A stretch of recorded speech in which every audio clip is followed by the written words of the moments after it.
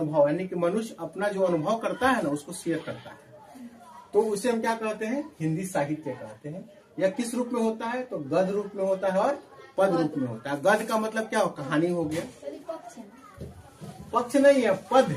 पद का मतलब वो कविता के रूप में लिखा गया रहता है, दोहा के रूप में लिखा गया रहता है। और गद्य में क्या हो गया, कहानी हो गया, उपन्यास हो गया, ये सब क्या हो गया, गद्य हो गया। यानी हिंदी साहित्य का मतलब होता है कि हिंदी भाषा में लिखी गई रचनाएं, उसमें क्या होता है, लोग अपना अनुभव शेयर करता है। उसमें क्या रहेगा, सौंदर्य के बारे में रहता है, कला और मानवीय अनुभव रहता है। ये कितने तरह के होते हैं, तो गद्य के रूप में लिखे जाते हैं और पद के रूप में लिखे जाते हैं।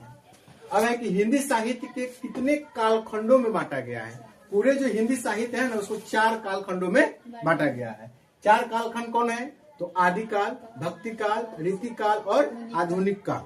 ये आता है कि साहित्य को, हिंदी साहित्य को कितने कालखंडों में बांटा गया है, तो 4 कालखंडों में बांटा गया है। पहला क्या है, आदिकाल।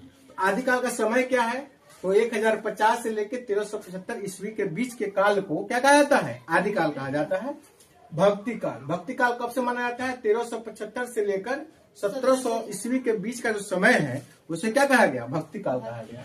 रीतिकाल, रीतिकाल कब से कब तक माना गया, तो 1700 से लेकर 1900 के बीच का जो समय है उसे क्या कहा गया, रीतिकाल कहा गया। और आधुनिक काल का मतलब हुआ कि 1900 ईस्वी से लेकर अभी तक जो चल रहा है उसे क्या कहा जाता है, आधुनिक काल कहा जाता है।